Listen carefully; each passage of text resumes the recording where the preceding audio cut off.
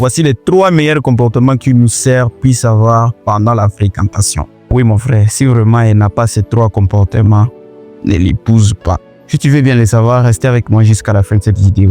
Pour commencer, vous devez savoir qu'à tout moment ici, je fais des bruits que pour être heureux dans la relation ou à l'avenir dans le mariage, il faut avoir une sœur qui est remplie du Saint-Esprit. Mais après, tous les Saint-Esprit ne s'écrivent pas sur les fonds. On doit les connaître seulement par les comportements. Voilà. Premier meilleur comportement, mon frère, c'est quand une fille est prête à apprendre quelque chose venant du frère. Voilà. Qu'est-ce que je veux dire? Une fille qui ne prétend pas tout savoir. Peu importe, tu vois, comme si elle est bien civilisée. Mais après tout, elle te donne l'attention pour écouter ce que tu dis, toi, les frères. Parce que de nature, la femme doit apprendre quelque chose venant de l'homme.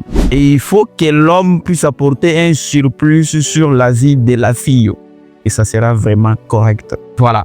En tout cas, si tu te trouves avec une fille dont elle prétend connaître tout, tu veux lui dire ceci, ah je connais. Vous savez, quand j'étais à l'université, elle parlait trop. En tout cas, mon frère, faites très attention.